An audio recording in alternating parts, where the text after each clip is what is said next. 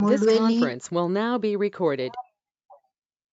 My name is Aweh. I am the operations lead for Africa Evidence Network. I will be co-chairing the webinar today, hosted by AEN in partnership with eBASE Africa. I would like to take this opportunity to welcome everybody to our 13th webinar titled We Attain Using Innovation and Best Practice to Improve Educational Attainment in Middle Africa. As we draw closer to Evidence 2020 online, which is happening next week, this webinar is one of the events hosted that are building up to Evidence 2020 online. It is part of Workstream 2 that is enhancing capacities. Participants in this workstream have an incredible opportunity to imagine new agenda for capacity development for African EIDM, taking further the models already used by sharing and discovering different ways of looking at how to develop capacities. During this webinar, you will learn more about and share your experiences in working with the Ministry of Education in Middle Africa, developing evidence portals that link evidence to practice and policy. And also, you will learn about how eBASE plans to engage stakeholders to prioritize education issues and develop a model for predicting and transferability of evidence. So this is a very important and critical webinar that is going to help us as we build up to Evidence 2020 next week. So without wasting any time, I would like to go over some of our housekeeping so that it's easier for us to participate in the webinar and also enhance the discussions that are going to take place today. So I think we just want to have, keep the technical processes very simple. We will not be using webcams for this session. Please note, the webinar will be recorded and the recording and the slides will be shared with all the participants after the webinar. The organizers will keep your microphones muted while you're listening to the presenters to avoid background noise during the session. So please continue to submit your questions and your comments through the chat box because someone is mending that chat box. So there'll be an opportunity for your questions to be answered during this webinar. The panelists and presenters will collect these questions and submit them live during the webinar to ensure that you get answers to that. So please, when we have an opportunity to give you a live opportunity to ask your questions, you will write a hand up in a chat box and then we'll unmute you and then you'll ask your question. In case your questions have not been answered during this webinar, because it's 1 hour, 15 minutes, we will respond to you via email and ensure that you get the information that you require from the speakers or the presenters. In case of any technical problems, please write to precious@ace@uj.ac.za. So I think that will make things easier for us to be able to manage our webinar today. Just a bit about Africa Evidence Network, who is hosting this webinar in partnership with eBASE. We are a Pan-African community of more than 3,000 individuals that are interested in the use and production of evidence. We aim to contribute to the end of poverty and inequality in Africa by increasing the use of evidence in evidence-informed decision-making in the continent. We have 4 ways of working. We inform using different modalities of engagement, such as the newsletter. We connect with our members through our evidence event. One of those events is Evidence 2020. We strive to learn through landscape mapping, and also we advocate for the use of evidence in the continent with one of our flagship projects, which is the award that takes place on an annual basis. To get in touch with us, there are our details, and that will really be great for you to get in touch with us. At this point, I would like to hand over to my co-facilitator to continue chairing the session. Over to you, my co-chair. Thank you, everyone, and welcome to this very special webinar. My name is Clotilda Andiensa. I am a Regional Pedagogic Inspector in charge of the teaching and promotion of Anglais. I'm from Cameroon, and equally, I coordinate the activities of an initiative in Cameroon that carries out advocacy for girls' voices in policies. In our experiences in advocating for girls' voices in policy, we have often wanted to work with the issues of too little or no research evidence informing policies. This makes interventions less effective for girls. The work that eBASE is presenting today can fill this gap. As a result, and as an advocate, I am particularly very eager to follow these presentations today. And so I will be presenting to you the persons that will be presenting this work to us. We'll be listening firstly to the team lead at eBASE. He is Dr. Okwen Patrick. Then we shall move on to Rigobert, who is a Maiden Global Fellow at eBASE. Then we have Melaine, who is a Research Fellow and Senior Data Analyst at eBASE. We equally have Andrew, who is a Research Fellow and Policy Analyst at eBASE. And we shall end up listening to Aweh, who is a teacher and a TVET Secondary School and Research Fellow at eBASE. Thank you very much for coming. We are eager to listen to the presenters. Dr. Okwen, you have the floor.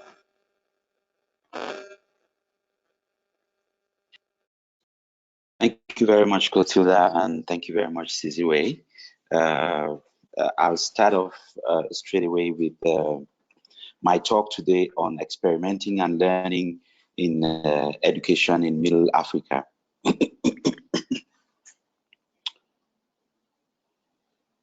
So, generally speaking, we would be expecting that learning and experimenting and learning should go hand in hand.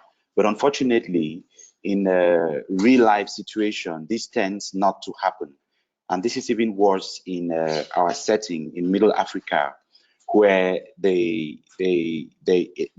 having access to the research evidence could be quite challenging because of capacity to use research and access to the research itself, since they are sometimes locked behind financial costs, financial barriers, like access to internet and funding or to actually pay for the papers that they would use for this purpose.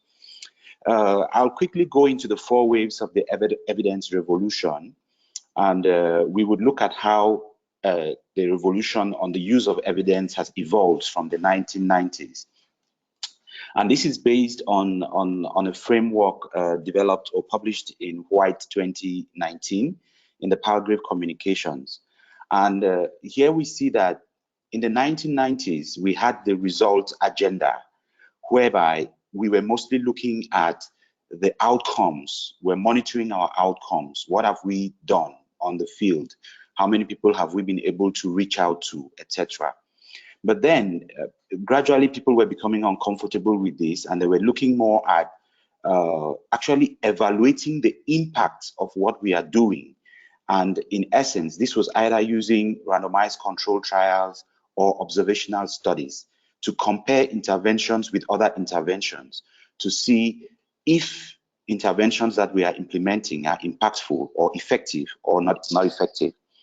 And as time went on, there was now the movement onto the systematic reviews, and whereby the systematic reviews will now be synthesize all the evidence from the different impact evaluations and try to make sense out of the results that are coming out of the several studies. For example, why are some studies showing positive results and some are showing negative results, etc., etc.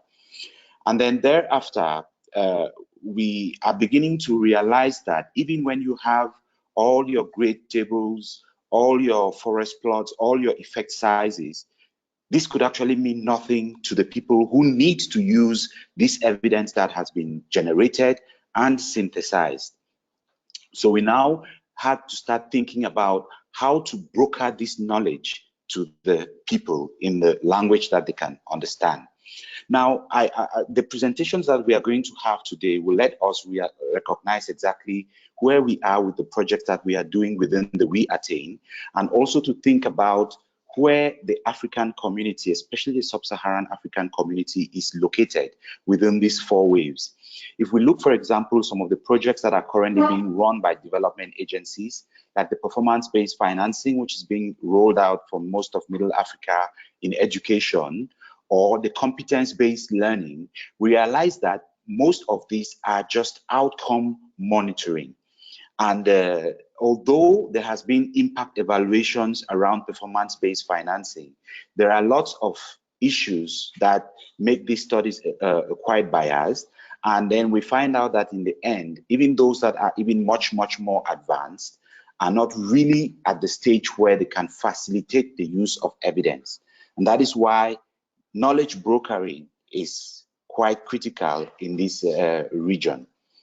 Yet there exist several meta-analyses, because the question is always usually that do they have studies that can inform systematic reviews? What we have done at eBASE is we've done quite a number of searches for quite a number of interventions in education, health, agriculture, and finance. And we find out that there are quite a lot of impact evaluation studies.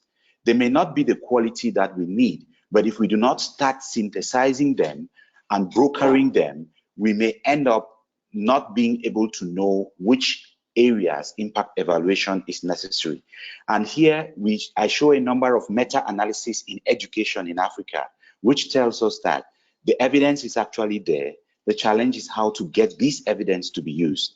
And there, one of our favorite ones is the impact of education programs on learning and school participation in low and middle income countries. It's a systematic review done by Snildsveit with 3IE.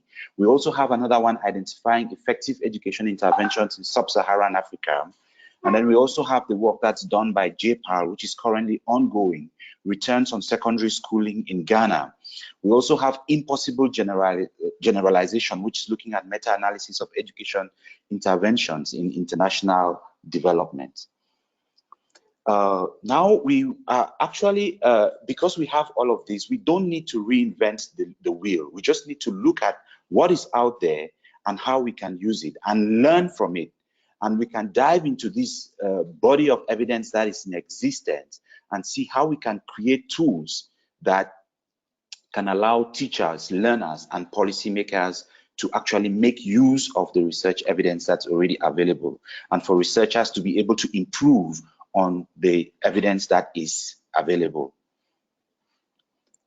And how do we feed from this experimenting society? Feeding from the experimenting society is really critical for us to ensure that evidence-informed decision-making is happening. So in the slides that are following, we'll be talking about what we did, which we will see Rigobert talk about the eBASE Teaching and Learning Toolkit, which was a program that was funded by the Education Endowment Foundation in the UK and the CEDIL program in the UK. We are also going to look at what are the most cost-effective ways of getting global content to local use. There have been several approaches, like the GRADE approach of the McMaster University approach of development. We also have the 3 tiers approach, the approach used in the SAGE program in South Africa. But we would also be listening today to another approach that actually looks at the details of the studies and the interventions that are involved in meta-analysis.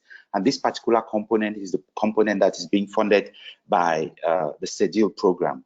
And then we'll be looking at also why must we engage stakeholders. And then we'll also be looking at the push, or whether to push or not to pull or not to push evidence to evidence users across Africa. Thank you.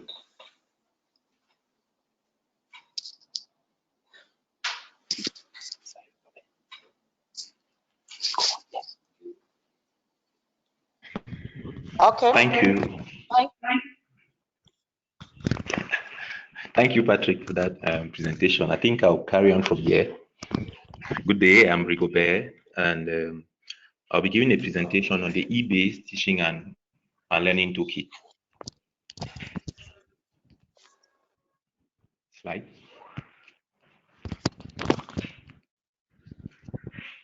Okay, before we dive into looking at the eBASE teaching and learning toolkit and how it works, I'm going to give some context on educational attainment in Middle Africa, equity challenges, and the use of evidence policy.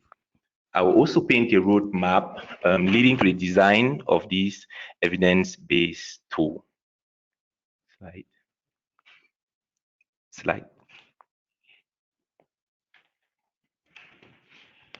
There are numerous definitions of Middle Africa, but for the purpose of this study, we'll focus on the 4 countries of the Lake Chad Basin, which are Cameroon, Chad, Niger, and Nigeria. They form a multicultural region with 3 different official languages, and they're actually currently facing multiple crises, among which the Boko Haram conflict, which is a direct threat to education. Attainment in this region is among the lowest in the world, with less than 1/3 of the population having completed primary education. This is a real challenge, as education is an important lever, if not the best, to curb poverty for a population of over 300 million people. Educational outcomes even get worse in rural communities and underserved groups like people living with disability, women and indigenous population.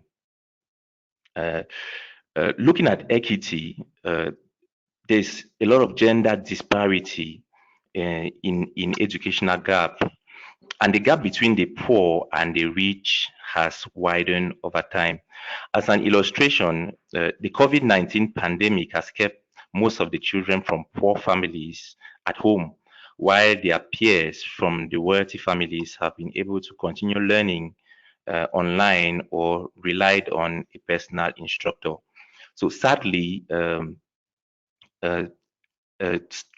tags like hashtags like all means all, or programs like all means all or leave no one behind tend to remain slogans for people in this region. This is a graphic developed by eBASE showing the educational outcomes across the region. We look at attainment in terms of literacy and numeracy. We looked at equity, and we looked at evidence in policy. Cameroon is performing slightly better than the other countries, with Niger performing the least. We are going to look at performance from Cameroon or outcomes from Cameroon more in details.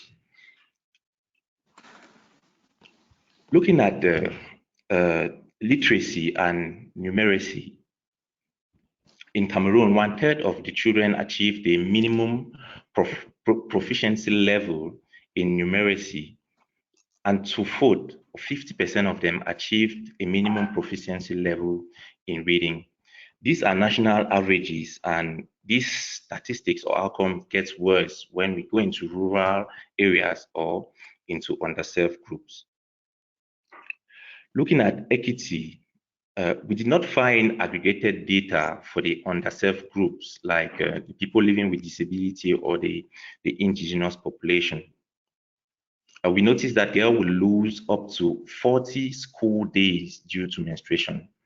This is generally because of some sociocultural norms, also because of poor knowledge of menstrual hygiene management, and mostly because of the lack of safe space or menstrual hygiene management in schools. You can notice only 40% of schools have single-sex toilets. Looking at policy, the expected years of schooling in Cameroon is at 12.3 years, which is far below statistics from developed countries like the UK, which is at 17 years. We did not find any report of policy engagement in using evidence for decision making. So looking at across the region, one common trend we can find is the fact that we did not see any engagement of policymakers for the use of evidence in designing and implementing educational policy, which is in line with the observation from Patrick's presentation, showing that African states are still at the result agenda or outcome monitoring era. eBASE, looking at what I just said, seeks to be the game changer through our core values, which are equity, innovation, and best practice. We seek to promote evidence-informed decision-making in education and make up for the dirt in the use of evidence in policy.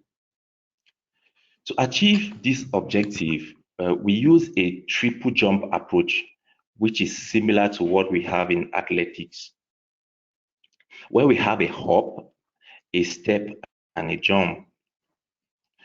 A hop will be having our evidence-based tool, which is the eBASE Teaching and Learning Toolkit. Then we'll have a step, which will be a recontextualization using mid-range theories. Then we have a jump, which is the randomized control trial to continuously inform the toolkit. Slide.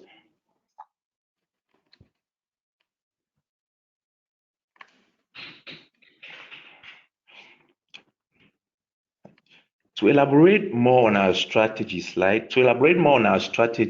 and in order to improve attainment, the first step will be to design an evidence-based tool through the Global Fellowship Program. A qualitative study will assess the preconditions for learning, which, with rapid reviews and local content, will serve as a base for contextualization of global evidence. So we'll have the eBASE Teaching and Learning Toolkit. Then we'll have a recontextualization of the toolkit with more robust systematic reviews and dissemination, which will continue strengthening the toolkit and help in designing a transferability tool of evidence across the region or across regions. My colleague Melaine will expatiate on that. Trials will be run to continually strengthen the toolkit. As I was saying before, we'll be conducting randomized control trial to palliate the gaps that we may find in the toolkit. This is a map showing our interactions with various stakeholders in numerous cities across the region. We believe that stakeholder involvement and efficient dissemination will improve on the consumption of evidence in the region. We have such an amazing approach for stakeholder involvement and dissemination. And my colleagues Aweh and Andrew will enlighten you on this. Slide. This is a snapshot of the eBASE Teaching and Learning Toolkit microsite. We can see 4 columns. On the first column, we have the strand, followed by the cost, followed by the strength of the body of evidence and the impact in one. This is a neat presentation that is reading and strand selection. So the reader can click on any strand title to access the full resource. The eBASE Teaching and Learning Toolkit is a summary of educational research, which provide guidance for teachers, students, and policymakers on how to use the various resources to improve attainment. It is made up of 29 strands and was developed based on the Education Endowment Foundation Toolkit, which comprises 35 strands. The strands are available in English and in French, mostly to reach out to the French community in our region, which most of the time has been neglected in evidence dissemination. 3 important aspects of this toolkit are the cost, the security, and the impact. They can either be low, moderate, or high. Cost is illustrated by the pound sign, Higher costs are represented by more pound sign and vice versa. Security refers to the quality of the body of evidence informing the strand and is represented by the padlocks. Just like the cost, more padlock will denote better security, thus a robust body of evidence. The impact in months simply refers to the additional months progress you can expect pupils to make in a year as a result of an intervention and are estimated based on effect sizes. So in a nutshell, the eBASE Teaching and Learning Toolkit has 29 strands. We intend to split it into split the strands into pedagogy strands and school structure strands. The local content is produced using stakeholder involvement, engagement, and using the qualitative studies, through informal interview and focus group discussions, using systematic reviews, rapid reviews, using local expert and academic teams, and using global trials. The main aim is to create a local buy-in to bring out the nuances of good implementation and to show where an approach has been tested in a local context. Just like in any human endeavor, we understand the toolkit is not perfect. Looking at the advantages of the toolkit, a large amount of evidence is made accessible to non-academics. The process is neutral and transparent. The toolkit allows for comparison of different approaches. There is emphasis on rigor and it's made clear where evidence is less secure. The toolkit is a live resource and does not go out of date.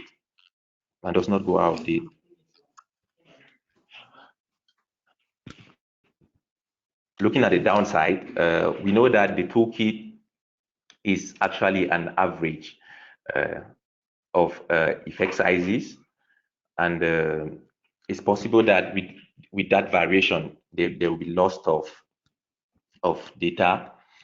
We understand that the toolkit is also needs to be included in a broad school system because it cannot function on its own. Thank you for your kind attention.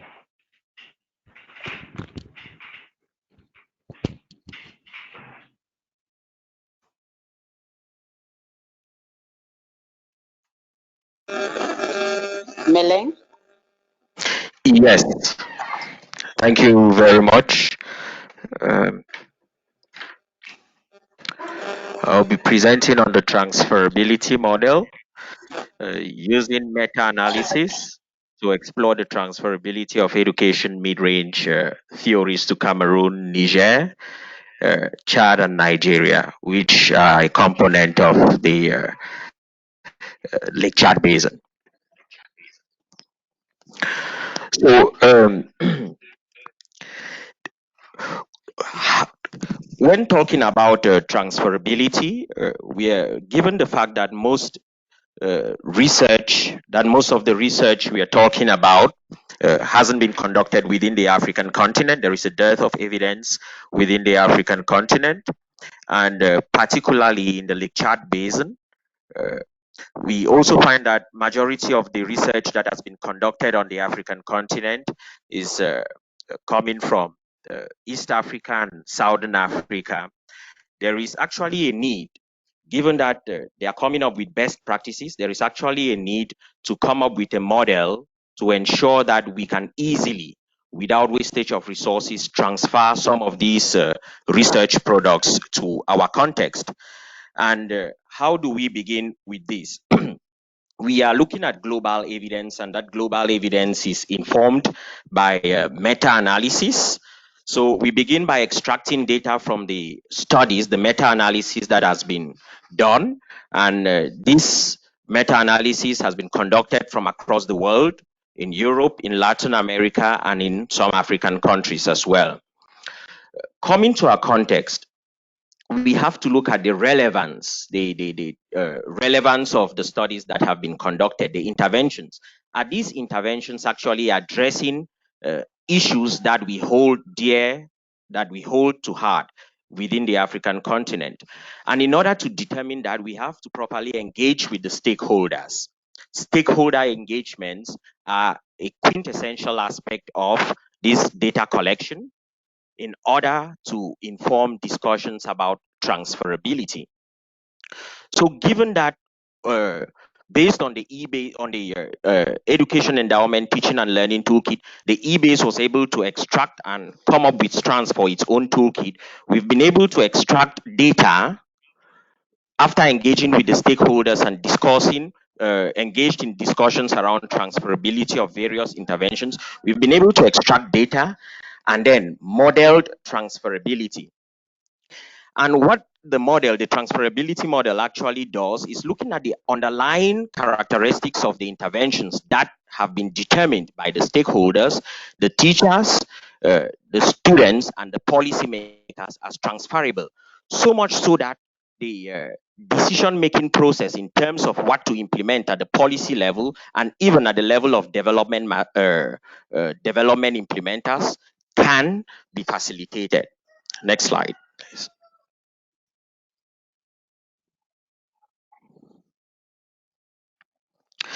So in our model, we extracted a total of 228 interventions across 35 strands. And these interventions are named, we can call them observations. And within the model, we have relevance of intervention, the complexity of intervention, which we classify as low, medium, and high, the cost of intervention, which we also look at from different categories, low, medium, and high, the average contextual importance to teachers, students, and policymakers, which we weighted on an average of 10, and these are the stakeholders. Then the impact of the intervention, which is low, medium, and high, and then transferability of the intervention. So based on underlying conditions, these different variables can actually be unpacked. Based on those conditions, stakeholders were able to determine if various interventions could be transferable. So this graph actually shows the number of interventions from each of the strands. So next.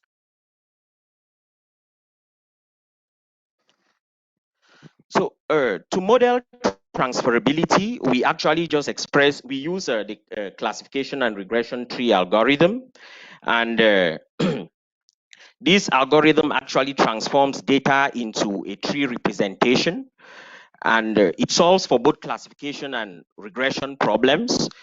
And each node usually in the output of the data denotes an attribute, and a leaf actually denotes a class.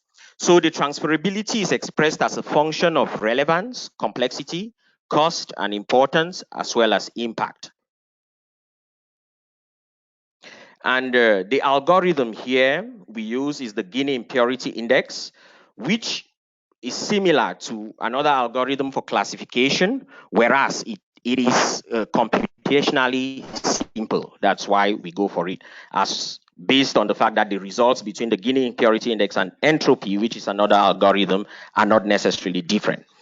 So the Guinea Impurity Index is expressed as this function of subtracting the squared probability of the different outcomes from 1. Next slide.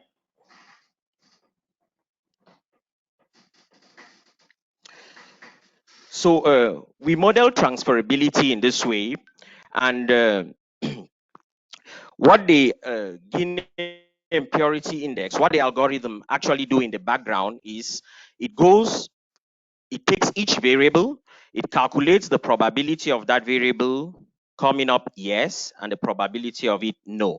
Then it does do a calculation of conditional probabilities of yes and no.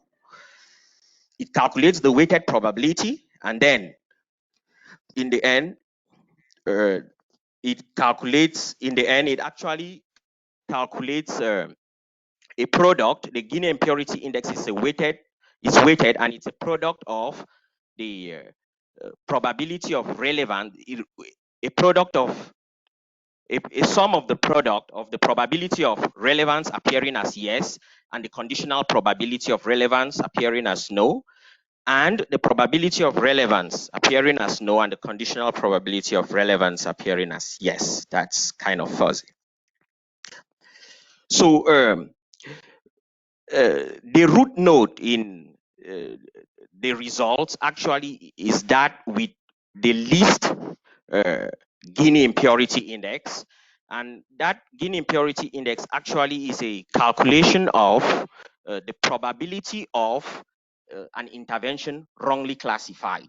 So based on that, based on the test that we have already had, next slide, based on the test we have already had,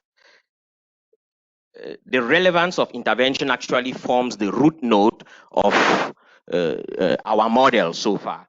It is worth noting that this model is still under construction, and a lot of things might change as we move forward and further populate the data set to test and to train and test the model.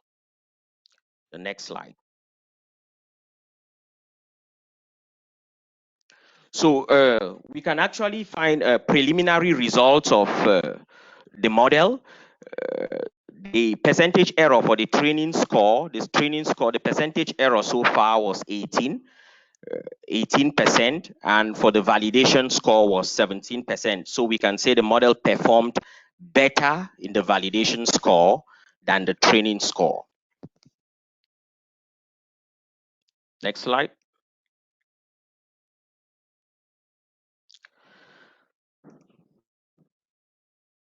So these are sample trees, the full tree and the pruned tree.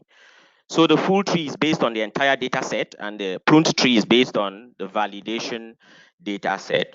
So given the underlying conditions of the different interventions that were in these studies we extracted, we've been able to determine that most transferable interventions are actually classified by stakeholders as of high relevance and of very low complexity. So keeping other variables in the model aside, policymakers as at this moment can say what is the relevance of a particular intervention to our context.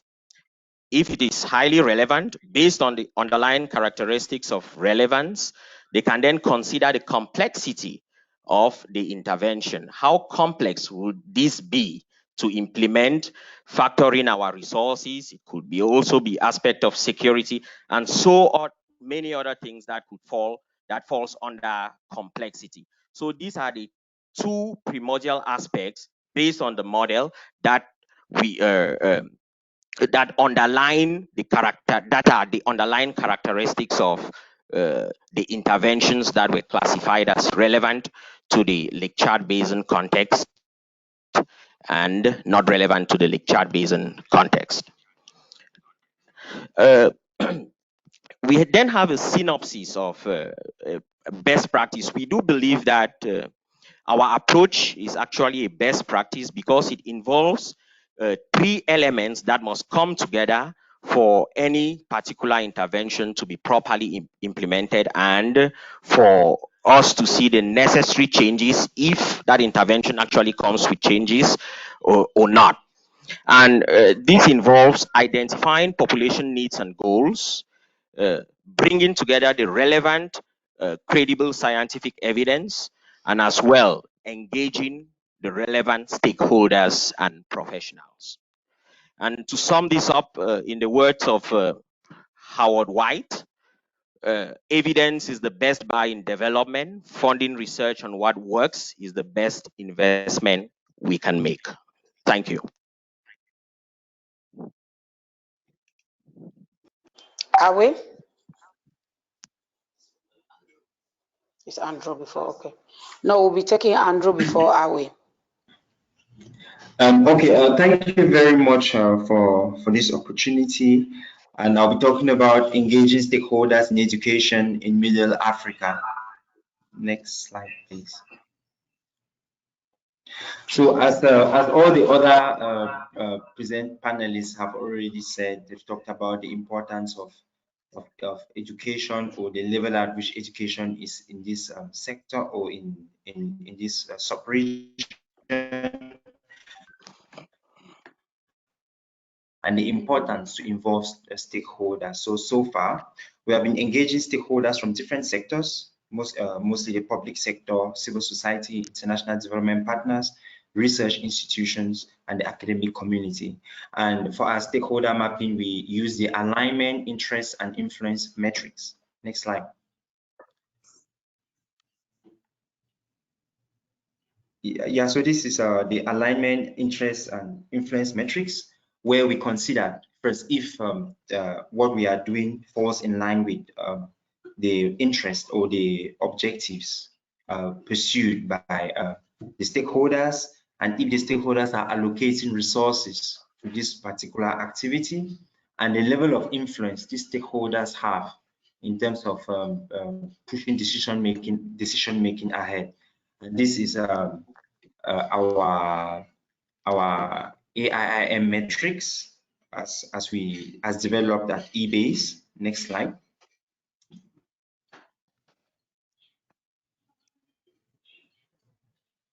So who are our stakeholders? In the public sector, we work with the ministries of education, basic and secondary education. For the development partners, we work with UNESCO, UNICEF, UN Women, and the British High Commission. We work with a couple of universities and research centers, especially University of Bamenda, University of Yaoundé 1, University of Maroua, the Catholic University of Cameroon in Bamenda. Work with a couple of CSOs and the academic community, mostly learners, parents, and teachers. Next slide. So our engagement methods range from one-on-one meetings, academia workshops, and stakeholder sessions, to the expert panel and the Teachers Resource Center. Next slide. So regarding one-on-one meetings, these are more or less like bilateral meetings that we have in ministries, universities, and diplomatic missions. And so far, we've had 6 working sessions with the Ministry of Basic Education in Cameroon. And we have had 2 audiences at ministerial level with the Deputy Minister of Basic Education and at the British High Commission. And we've had 8 working sessions with officials in the different universities. Next slide. Yeah, regarding the academia workshops, we engage most researchers at universities to facilitate evidence generation and synthesis, and they also provide us with access to grey literature. And we are also working with these universities to develop global trial proposals. So the first academia workshop was held in March 2020. Next slide. The stakeholder sessions brings together key actors in the education sector, mostly policymakers, learners, teachers, and parents at different levels of government. That's at national level, at regional level, and at local level. So we also include both formal and informal, those working in both the formal and informal sectors. And so far, we've had a couple of stakeholder sessions in different countries, 4 in Cameroon, 2 in Nigeria, 2 in Niger, and 1 in Chad. Now, for the expert panel, it is an advisory body created to ensure that the eBASE teaching and learning tool is inclusive and it is bilingual. It brings together representatives from the policy, representative of policymakers, of teachers, of the research community and indigenous communities. So we hold we hold a meeting once every quarter, and so far we've convened 1 meeting, and the next meeting is scheduled for in May, and the next meeting is scheduled for September. That's next week. And the Teachers Resource Center, it's actually a virtual center where we have a database of the contacts of teachers in primary and secondary schools. We use it as a means to disseminate relevant resources that will improve on teaching and learning. And we also provide answers to questions from these teachers relating to teaching and learning. Next slide. Now, what are the layers at which we engage policy? There are 3 layers. Regarding education policy, we engage in the room, around the room, or outside the room. Now, in the room, we are actually working with policymakers. Around the room, we are working with universities, research centers, development partners, and CSOs. And outside the room, we are looking at teachers, parents, and learners. Next slide. How then do we engage at these levels? How is eBASE involved? In the room, we are actually working with stakeholders directly involved in informal policy formulation, mostly stakeholders. And at this level, eBASE is acting as a knowledge brokering center, and we are gaining a lot. We are using a lot of the BQ methodology, the building capacity for use of research evidence that has already been practiced in other countries like South Africa and Malawi. Now, the second layer, around the room, we are engaging with stakeholders who can influence policy formulation with high quality evidence. And how do we do this?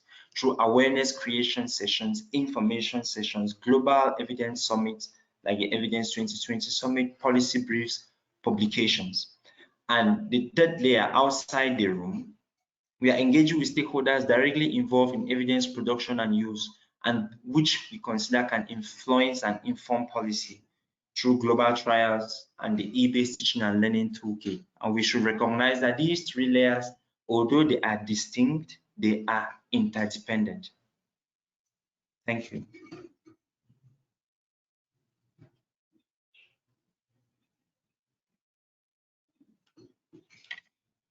Thank you very much. Now we'll be listening to Aweh. Aweh?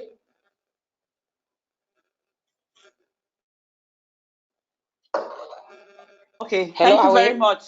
Yes, I'm there. Sorry, Okay. I forgot to unmute my mic here. So Okay. good afternoon, everybody. This is Aweh and Akofu, and I'll be talking about dissemination and evidence use in teaching and learning in Middle Africa. So from previous speakers, we have heard a lot about evidence, but then if we do not disseminate this evidence properly, it's not going to get to the stakeholders that we want the evidence to get to. So Cambridge English Dictionary defines evidence as the act of spreading news, information, ideas to a lot of people.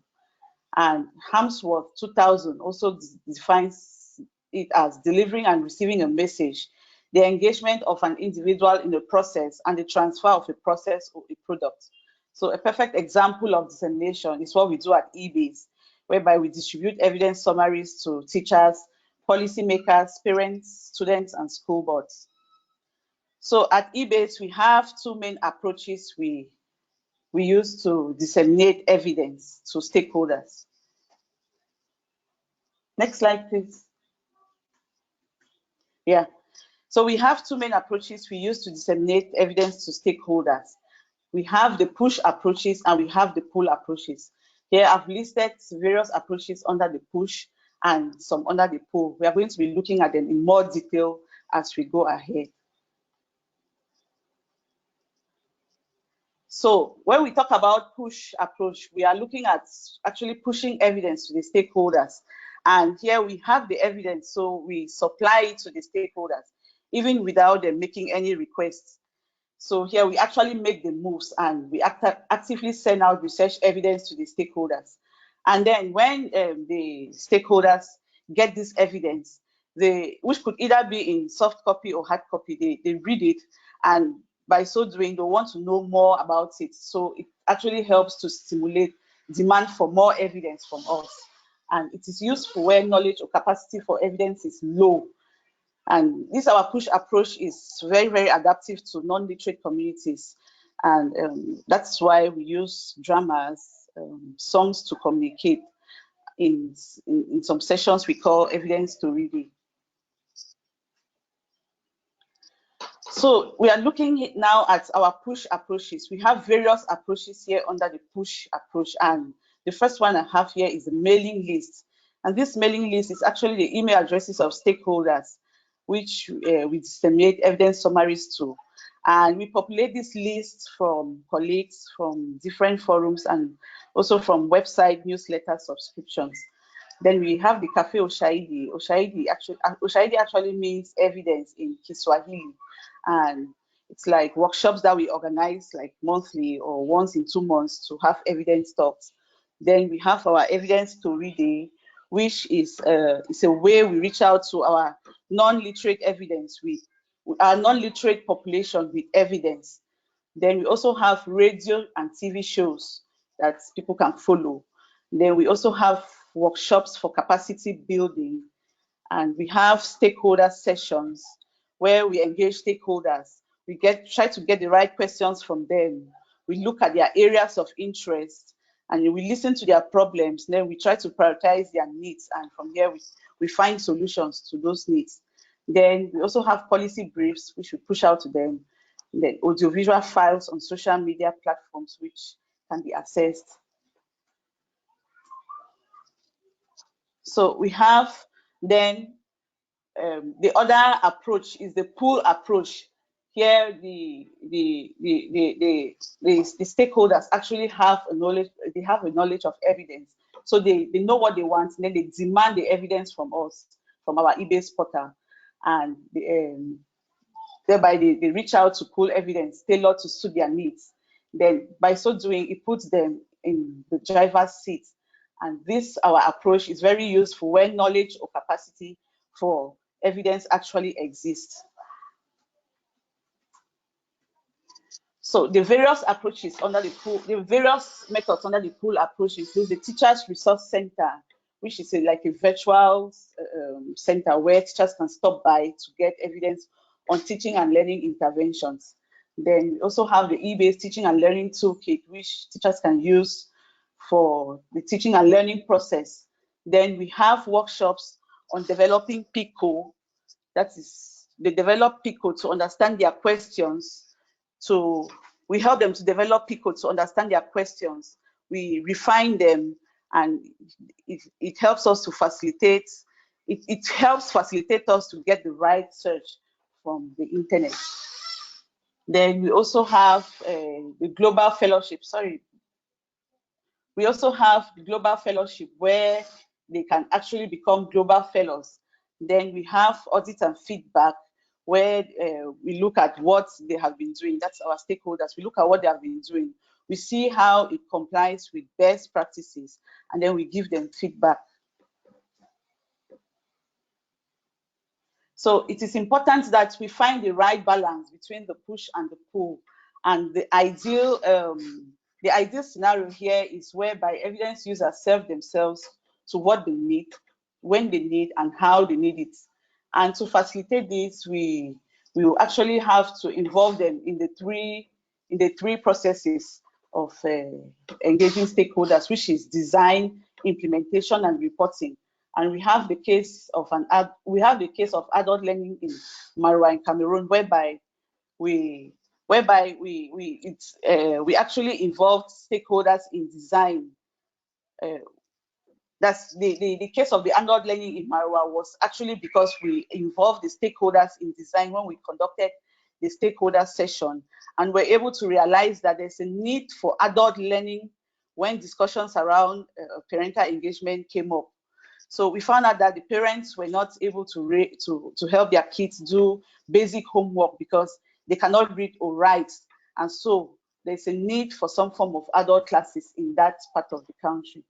Then from there now, we conduct audits and feedback to see whether there are any lapses, and where there's need, we organize workshops to build capacity. So all of this will allow the right balance.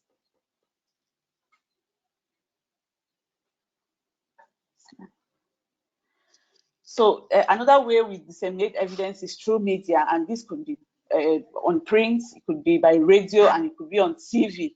So the picture there is actually when we had our stakeholders, our partners visit us from the UK, and they were invited over at CRTV. They gave a talk on the Attain project and the Teaching and Learning Toolkit. So there we have Stephen Fraser, who is the deputy of the Education Endowment Foundation in in the UK, and our maiden global fellow, Rigobert. Then we also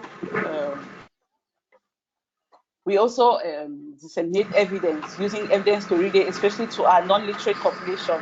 And there we have the picture from a scene in a rural area on the importance of sleeping under a bed net. Then we also have, we can also disseminate evidence through evidence summaries, and that's an example of an evidence summary that we used to disseminate evidence on cash transfers. Then there was also a French outreach, and our aim was to identify 500 teachers. But at the end of the day, we got over 700 teachers. So you can see clearly that the time is now, because demand is high. Then we disseminate evidence through publications, and that was a conference I attended in Mexico, 2019. That's a World Works Global Summit conference in Mexico, and we can also disseminate through journals. Thank you.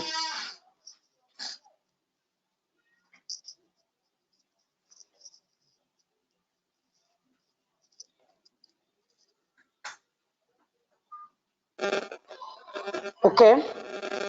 Thank you, Aweh, for that brilliant presentation. Ladies and gentlemen, we have listened to the presentations, and I personally think that eBASE is doing a wonderful job here on the ground. We have listened through experimenting and learning in education in Middle Africa, using meta-analysis to explore the transferability of education and range theories in Cameroon, Chad, Nigeria, and Niger. The eBASE teaching and learning toolkit, which I found it particularly very interesting, and how they are engaging stakeholders in education in Middle Africa. We have just listened to the dissemination and evidence used in teaching and learning in Middle Africa. As a person, I think that this is very enriching, very informative, and is going a long way to actually help us in our various countries and various organizations and different areas where we intervene to see how we can improve the level of educational attainment in our countries and in our various interventions. At this moment, I would like us to visit the chat box, and we find a series of questions there. And I think that we'll be addressing these questions to the team lead at eBASE. I see a question from Zongang. It has to do with how far the various data was collected. And then there's another question coming from Lynn. Is there a strand that includes local languages and the use of local contextualized stories and materials? There is also one from Joel that has to do with why are we using the pound sign when we are working in the Lake Chad Basin? And Lynn comes back with in layer 1, does room refer to policy? I think we have the eBASE team lead here, Dr. Okwen. He should be responding to most of these questions. Or if Rigobert or Aweh or any other person has to take on any of the questions to answer, you are welcome. Thank you. Okay, thank you very much, Clotilda. I think I'll jump into the questions, then my colleagues can also add up where I do not complete or complement what I have to say here. So for the first question on how available are these systematic reviews that came from Janine. So the systematic reviews are actually available at eBASE. We have a resource center where we archive the systematic reviews in soft copies. We can even make it available in hard copies for teachers. We also try as much as possible to translate this research evidence as part of the work that we are doing with CEDIL and EEF into languages, into local languages in Middle Africa, so that it's accessible to teachers in all languages. The next question was, how was this data collected and over what period. So the data that we have in the background is, as Rigobert said, from UNESCO and other reports that are on education. But for the data that we use to inform the toolkit, it is gotten from systematic reviews. And in fact, we actually review meta-analysis, systematic reviews. We review systematic reviews to look at what interventions are being used in those different reviews and for what different interventions. Now, inside the different strands, there are different time periods where we choose to take studies that are coming from, but we include studies that are coming as far back as the 1980s to studies that are in the 2020s. So it all depends on the area of interest and how relevant we see that the period has to spread over. And in order for us to collect this data, we have to develop a research question, which has to include the population that we are interested in. And we always focus on the disadvantaged populations. And this includes girls, people with disabilities, and then indigenous populations.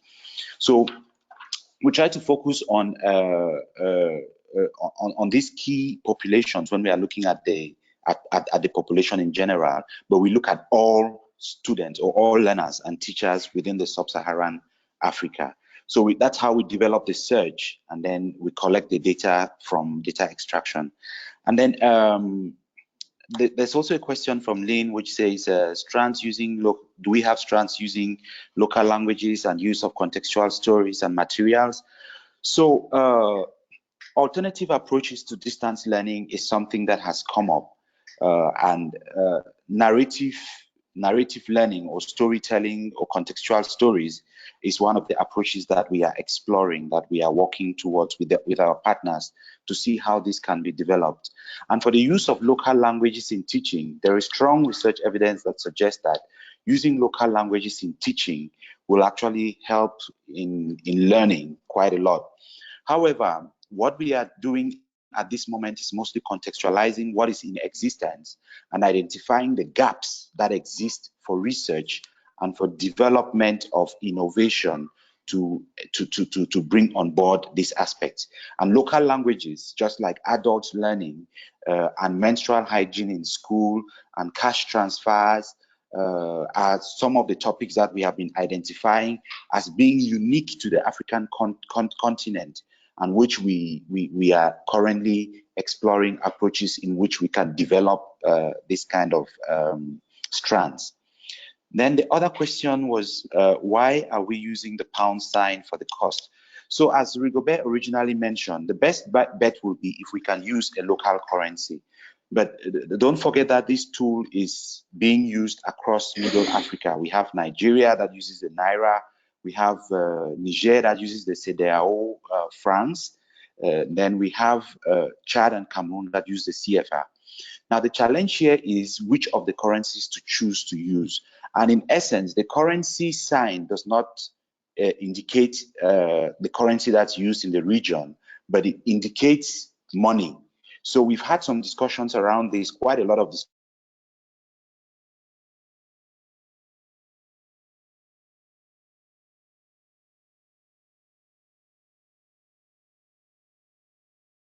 discussions on how to move forward, and we are happy to have more ideas coming. That we had was to use the cowrie sign, but until that choice comes up, we may still be using the pound sign or the dollar sign.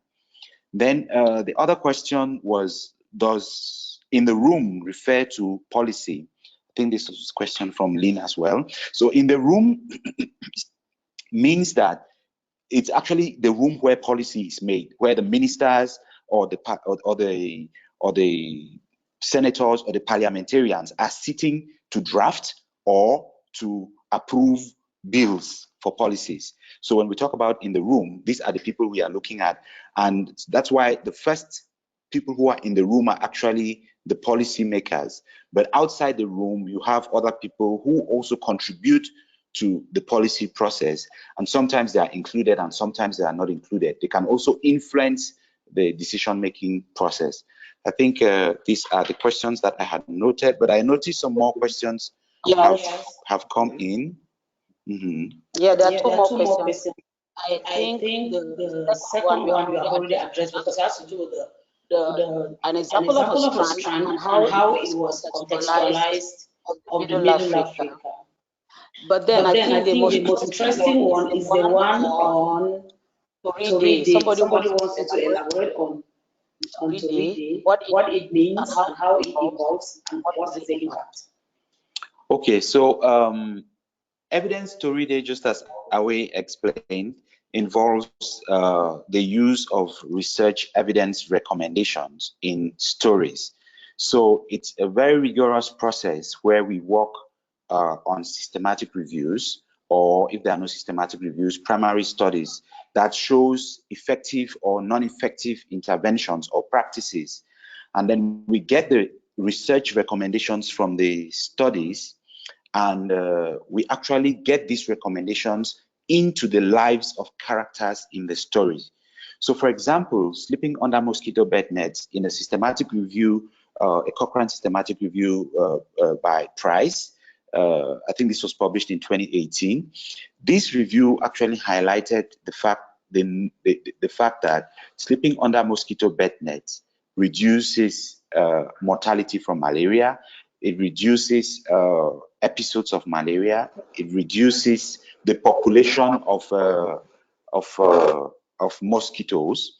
And when we look at all of this, it comes with effect sizes that could be too complicated for the woman in the village, for example, to understand. But she needs to get those details to be able to choose whether to use the bed nets or not. Now, in this very systematic review, there's a great table that actually shows the number of relative number of mosquitoes that would be killed, or babies that will not be sick if they slept under mosquito bed net. So we now try to turn this into a story where there could be a woman who puts the baby under a mosquito bed net and the baby survives, or a woman who doesn't put the baby under a bed net and the baby doesn't survive. This is an example in health. We also have examples in education, in agriculture as well, that we've brought evidence into stories, and which we have shared with people. And it's still early for us to measure impact of this intervention, because as at the moment, we developed this intervention based on rolling out the intervention with people in the cities on a gate fee. So the people in the cities have to pay money to attend, to listen to our dramas, because our dramas are very interesting. Then we now take we use the money to pay the artists and transport them to the rural areas, or we use artists in rural areas then now to do the storytelling in the rural areas where the people are poorer. So that is what Aweh called in her presentation the Robin Hood approach. Then the other question is there any study in this area to show evidence uptake? At the moment, we haven't found studies in the Lake Chad Basin which is showing on evidence uptake, but we are currently during our stakeholder engagement sessions trying to evaluate the capacity of the stakeholders to take up or to use research evidence. And this result we would only probably have about this time next year, or by end of next year. I don't know if there is any other question. Yeah, there is a question on transferability. But maybe before we get back to that, take your time to look at the question. I will soon be handing over to Ziziwe and Charity. But I would like to ask this question. As a policymaker, are you getting me? As a policymaker, I am particularly interested voices can be included in the evidence-informed decision making, and how AEN can push that through in their programs. I hope Ziziwe should be able to help us situate this, because we are really interested in this. And as an advocate of the girl child, we believe that tailoring these policies towards amplifying their voices is definitely going to increase their level of educational attainment. So thank you. Doctor, do you want to come on the transferability question, or I hand over to you? Yes. So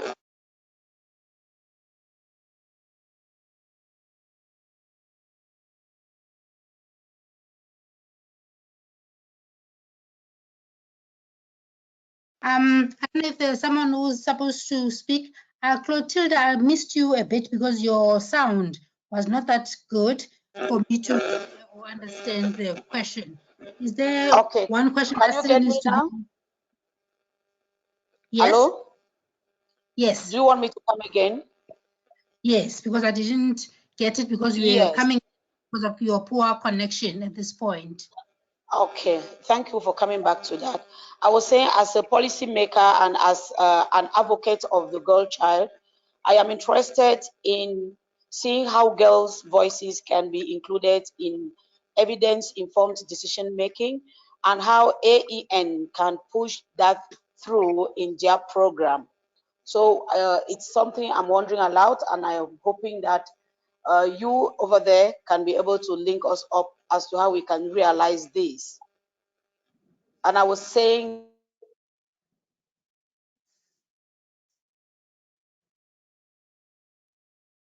I think you left again. Did you get that? I got a little bit of it, but we can still maybe chat after this event to more about what you're trying to get. Just to indicate that AEN is a network of individuals that are interested in the use of evidence. So there are a lot of ways for us to foster collaborations between individuals and organizations. So I think that's something that we can chat about after, so that I can sort of get to understand. Yeah, it will be great because your mic is not that great from your side. And I think the time is not on our side at this point, but we'll continue this conversation, and that is fine. I would like to take this opportunity to thank all the speakers from eBASE. Thank you very much for preparing and making sure that this webinar comes to fruition. Thank you very much to the ACE and the AEN team for working so hard to make sure that this also happens in the background as we build up to Evidence 2020. And thank you very much also to the Workstream 2 Enhancing Evidence Capacity Working Group led by Ms. Charity Chisoro and her team. They are listed below. So all this work has been done to build up to Evidence 2020, to continue conversations under this work stream during Evidence 2020. So I hope people are registered because the conference is there, the event is happening next week. So don't miss out.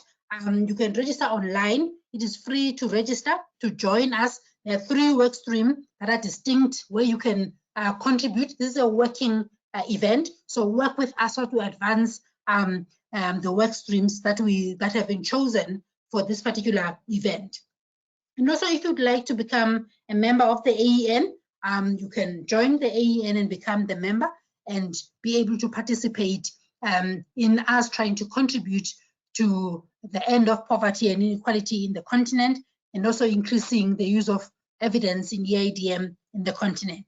So I would like to thank all the participants as well. Just note that the presentation and the recording of this webinar will be shared with all the participants, so that at least you have something to refer to if maybe you missed some of the points or you wanted more information. I would like to take this opportunity then to thank everyone for joining us. I think this is our last pre-Evidence 2020 event. I think we'll see you next week virtually. Thank you, everyone. And I would like to declare this event closed. Thank you, everybody, for your participation. Thank you. Thank you. Thank you. Thank you. Thank you. Thank you.